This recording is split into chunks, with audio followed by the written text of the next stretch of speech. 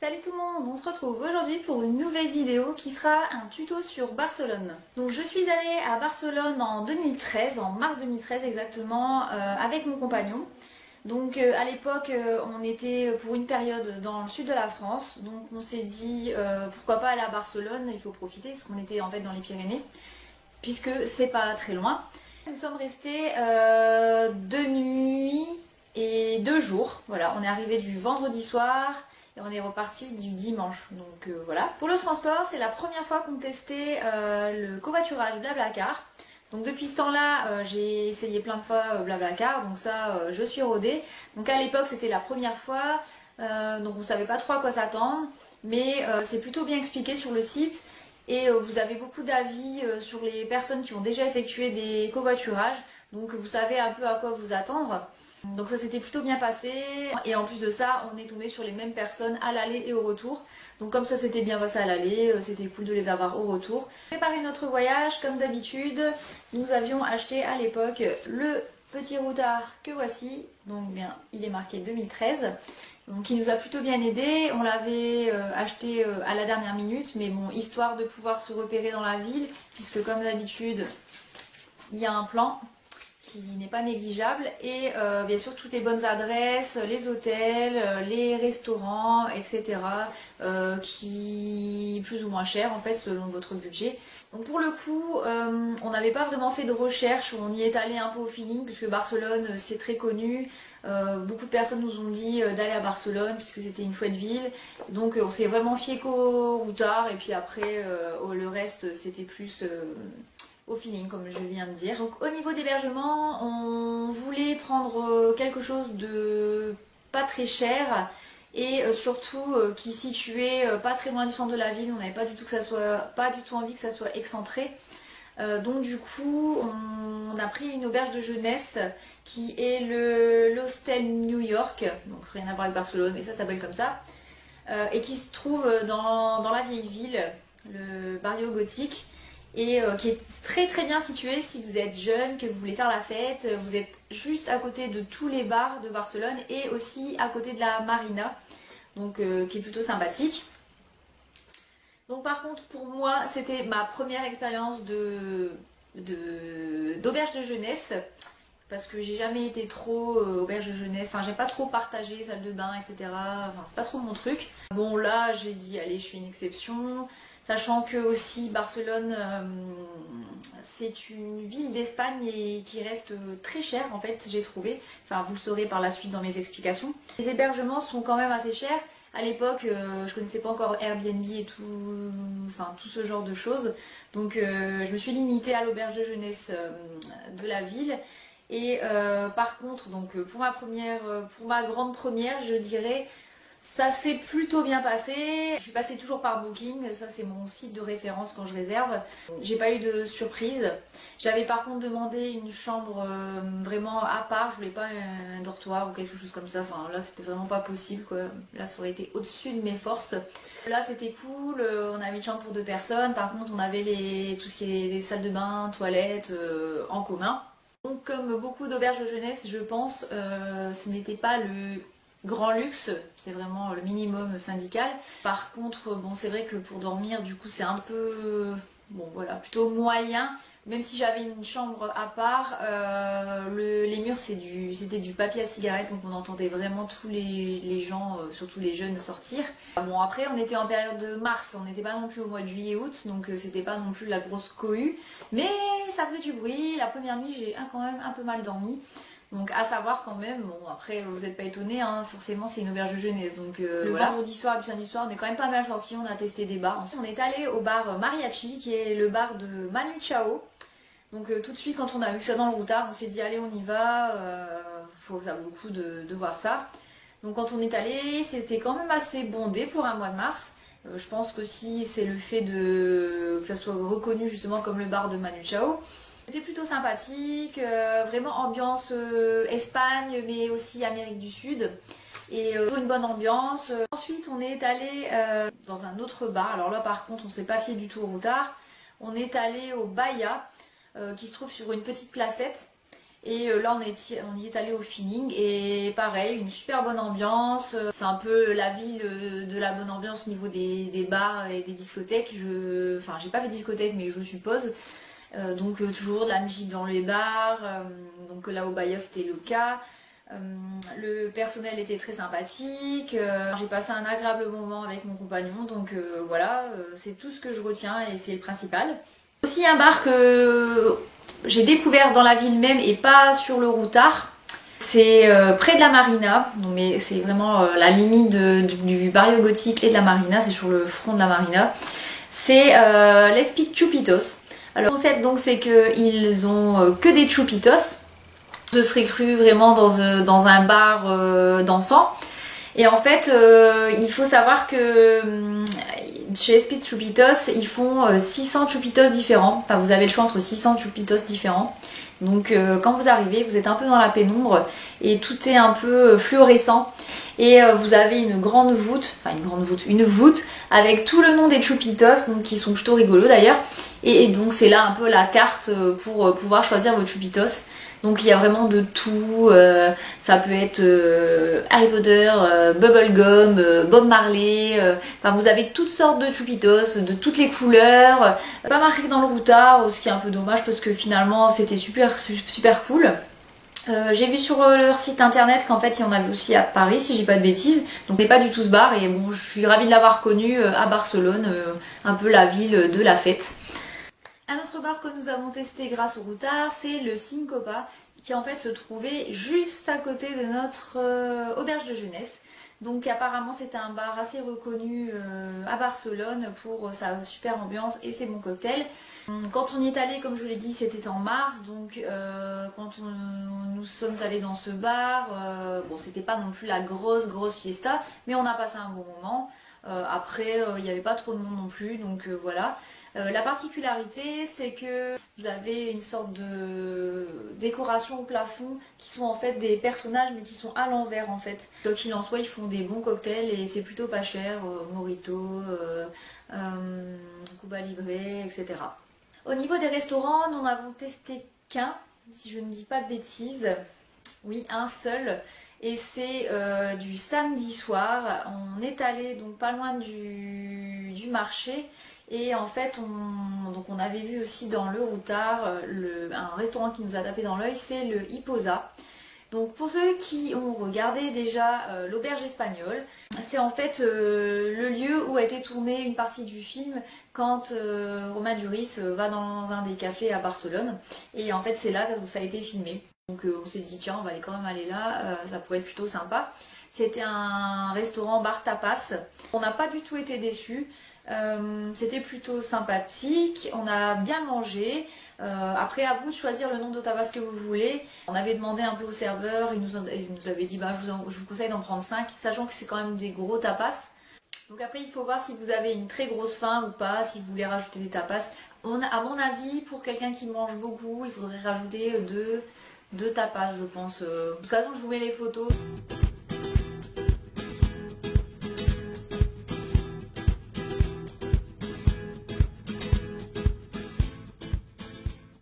Donc Barcelone, comme je l'ai dit tout à l'heure, c'est une ville dont j'ai entendu beaucoup parler, dont j'entends toujours beaucoup parler d'ailleurs, et je ne savais pas du tout à quoi m'attendre parce que j'entendais beaucoup de choses très positives de cette ville jeune, dynamique, beaucoup de choses culturelles, ce qui est vrai totalement.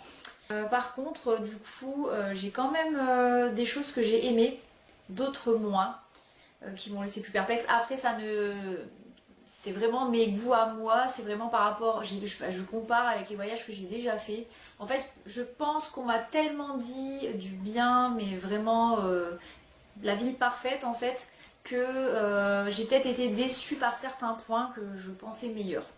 Donc voilà, donc après, comme je l'ai dit, les goûts sont propres à chacun, donc de toute façon, comme je dis, il faut tester pour donner son avis. Et voilà, c'est ce que j'ai fait et je vous invite à y aller justement pour vous faire votre propre avis. De toute façon, vous passez quand même un agréable moment, même si c'est pas un coup de cœur absolu. Donc voilà, je vais diviser cette partie en deux sections, ce que j'ai aimé et ce que je n'ai pas aimé. Ce que j'ai aimé tout d'abord, c'est le quartier gothique dans lequel notre auberge de jeunesse se trouvait. parce qu'en fait quand on est arrivé, donc on nous avait déposé un peu dans la banlieue de Barcelone, on avait pris le métro. C'est vrai que quand on sort du métro et qu'on arrive là, c'est plutôt joli, on est arrivé de nuit, enfin il faisait noir en tout cas. Et c'est vraiment la ville un peu, on va dire médiévale, les rues, les vieilles rues avec les vieux bâtiments. C'était vraiment des bâtiments historiques. C'est ce que j'ai trouvé de joli en fait, très typique. Et c'est, je pense, un quartier très paisible. Franchement, il fait aussi très bon de se balader la journée. Et du coup, pour découvrir ce quartier, qu'il faut savoir n'est pas très grand non plus, vous allez vite le faire. Vous avez une sorte de... Alors attendez que je le retrouve. Vous avez un itinéraire proposé dans le routard, dans celui de 2013. Je suppose qu'il doit aussi figurer dans le routard de 2016. Donc en fait on a suivi un peu on a suivi vraiment de près, on va dire, l'itinéraire gothique, ou presque ils appellent ça, pour vraiment tout voir. Que ça soit de la cathédrale, la place du Parvis, l'église Sainte-Lucie, le palais épiscopal, qu'est-ce qu'il y avait d'autre, l'église gothique, le Carrer Herculès, le Calimayor, etc., etc. Il y a plein de choses à voir, même si c'est un petit quartier. Donc vous voyez, l'échelle est de 100 mètres, et donc en fait le quartier est grand comme ceci en fait. Donc bon bah vous calculez, hein, et ça va assez vite, je pense qu'une demi-journée il y en a largement assez.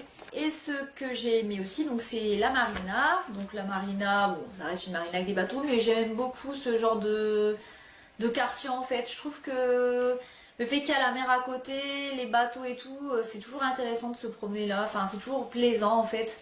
Enfin moi en tout cas c'est ce que j'aime bien, partir de la cohue pour arriver là, se promener, c'est plus paisible en fait. Le quartier que j'ai aussi apprécié, c'est le quartier de Barceloneta. Donc en fait c'est un petit quartier qui se trouve donc près de la mer. En fait c'est un ancien quartier de pêcheurs et qui reste très typique. Et là on retrouve vraiment, ça fait une sorte de village de pêcheurs mais dans Barcelone. Enfin en fait on n'a même pas l'impression d'être à Barcelone en fait finalement. Et c'est ce que j'ai trouvé plutôt sympathique. Là pour le coup il n'y a pas trop de touristes. Et là vous voyez vraiment les vrais Barcelonais. Ce que j'ai aimé aussi c'est donc le marché de la Boqueria. Donc en fait quand vous allez être sur la Rambla, parce que forcément vous allez passer par la Rambla, c'est l'artère principale de la ville. Un peu comme les Champs-Élysées à Paris, sauf que c'est quand même beaucoup moins grand. À un moment vous allez voir sur, bon ça dépend de où vous partez, mais de la marina en remontant la Rambla, vous allez voir sur votre gauche, vous allez tomber à un moment sur le marché de la Boqueria, qui tout de suite m'a attirée parce que déjà par les couleurs, en fait il y a des fruits partout, mais si vous êtes adepte de fruits et légumes, mais en tout cas là beaucoup de fruits. C'était vraiment magnifique. Alors c'est des fruits mais je sais pas, le fait qu'en plus ils sont découpés etc. Beaucoup de marchands faisaient des genres de grands verres en plastique avec tout plein de fruits dedans. Vous pouviez les boire, comment dire, qu'ils soient mixés pour les boire, vous les mangez comme ça à la main. Et je trouvais que c'était plein de saveurs, plein de couleurs. Et on est reparti de nuit, si bien pour voir le marché de nuit. Parce que tout illuminé avec toutes les couleurs, on a trouvé ça vraiment magnifique. L'autre monument que j'ai apprécié, c'est la Sagrada Familia. Alors la Sagrada Familia, c'est la fameuse église qui n'a jamais été terminée, dont quand on parle de Barcelone, on s'imagine tout de suite. De toute façon, je vous mets des photos après cette vidéo. Bon alors on aime ou on n'aime pas, hein. C'est un style très particulier. Il y a deux faces à cette église. Donc il y a une face un peu plus, on va dire, traditionnelle, on va dire semi-traditionnelle, et l'autre côté qui est un peu plus bizarre, mais qui fait un peu féerique, un peu biscornu. Mais je trouvais ça plutôt intéressant au niveau architectural. Et bon, ça reste quand même un des monuments majeurs de la ville. Donc cette basilique est d'autant plus intéressante, elle est inscrite au patrimoine mondial de l'UNESCO, donc c'est pas pour rien je pense. Par contre oui, donc elle est en travaux depuis de nombreuses années. Mais d'après ce que j'ai compris, il y a une sorte d'association qui travaille à continuer la rénovation. Donc bon, le point négatif je dirais c'est ces grues qui empêchent un peu la vue, mais c'est pas très grave.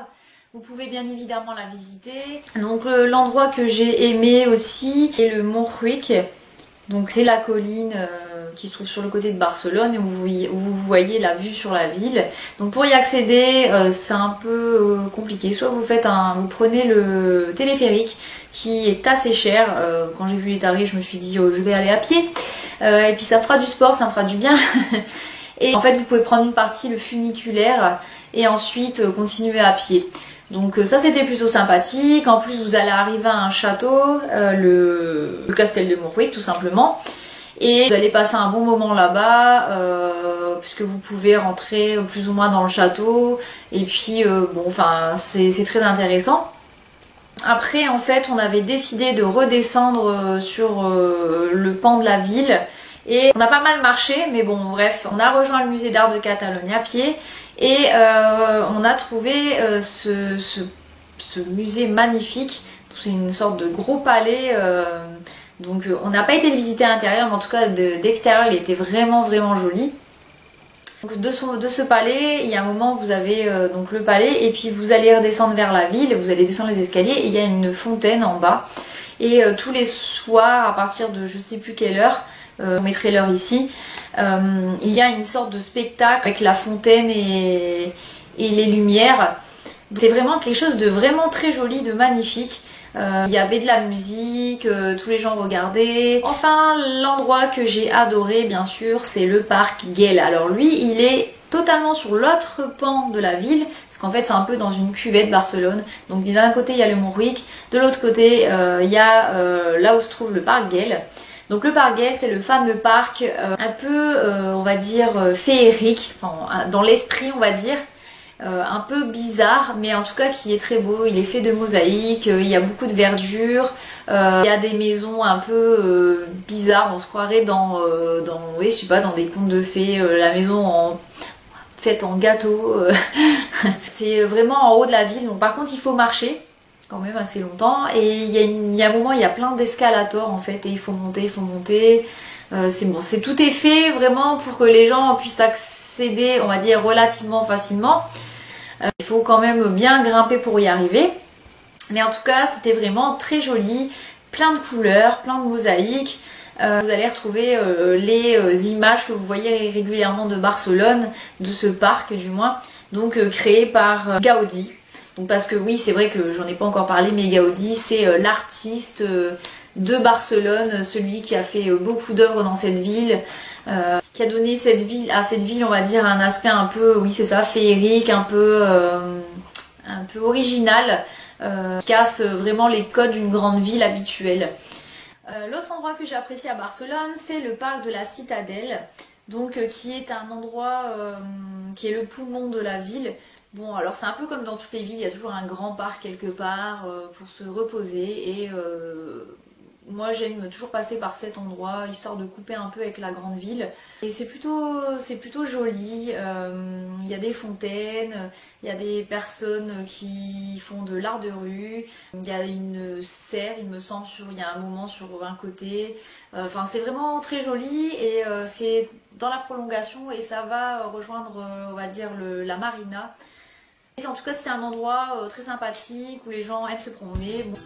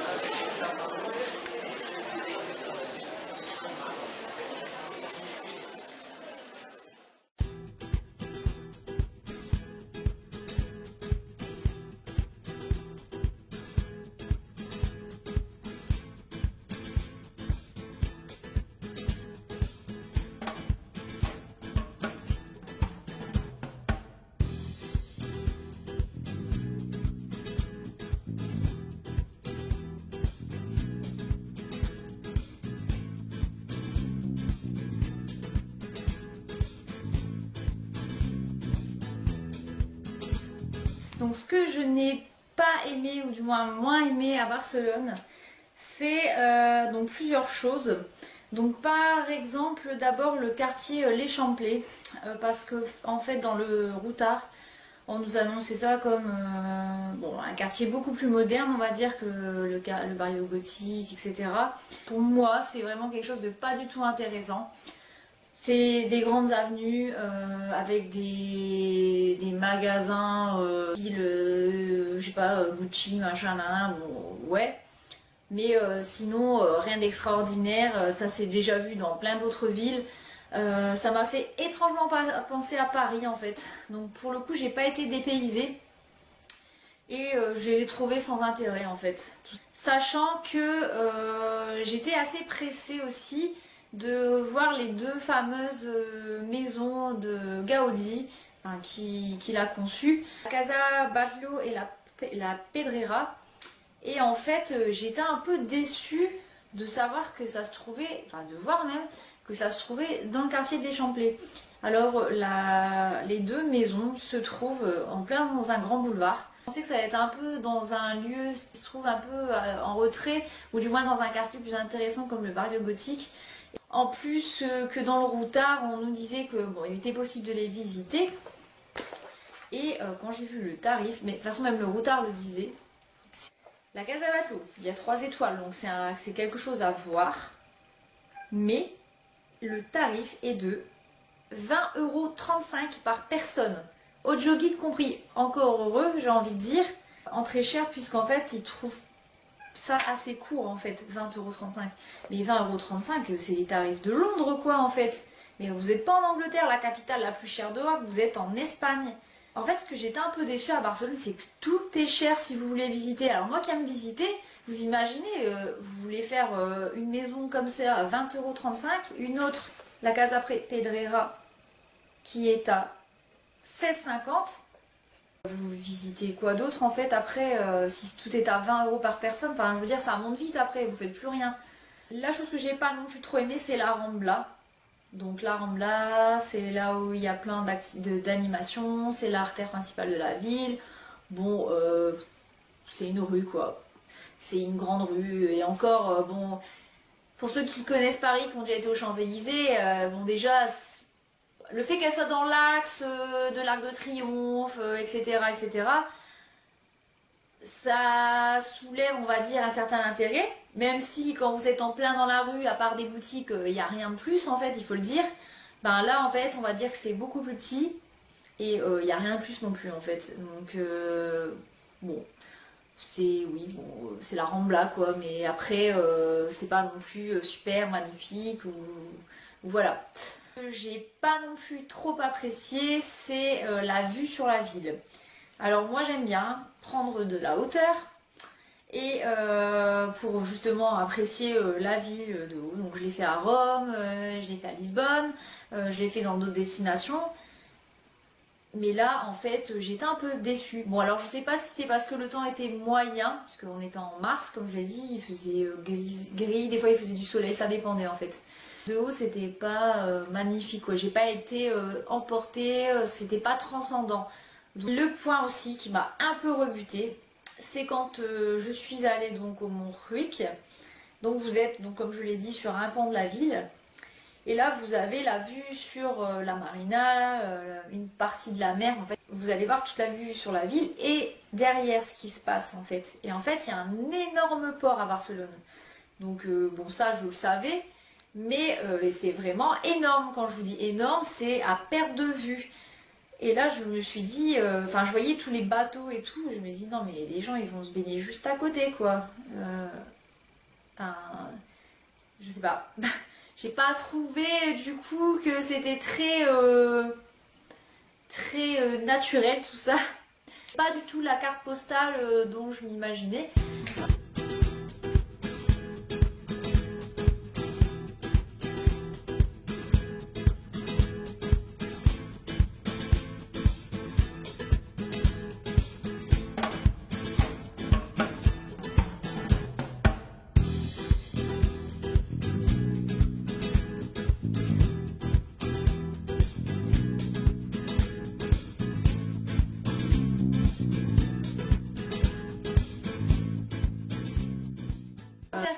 j'ai retenu de Barcelone, c'est qu'il y avait des choses que j'ai aimées, d'autres moins. Est-ce que j'y retournerai? Pas forcément. Enfin, en tout cas, c'est pas une ville où je me dis tiens, je vais aller tous les ans, j'ai eu un coup de cœur, il faut absolument que j'y aille. Non, pas du tout. Après, si on me dit Vanessa, est-ce que tu viens avec moi pour une soirée, enfin pour un week-end festif à Barcelone? Pourquoi pas? Parce qu'il y avait vraiment des bars intéressants et des choses quand même à voir. Après, pour le reste, c'est pas non plus un gros coup de cœur. J'ai préféré d'autres villes. Et ça me donne envie d'en découvrir d'autres en fait, tout simplement, et pas m'attarder sur cette ville plus que ça. Donc j'espère que cette vidéo vous a plu, qu'elle vous aura peut-être donné envie d'aller à Barcelone, qu'elle vous aura conforté sur votre point de vue. Je vous laisse le soin de dire tout ça en commentaire. Pour toutes les adresses dont j'ai parlé, etc., vous les retrouverez en barre d'infos. Et je vous dis à bientôt, un bon voyage!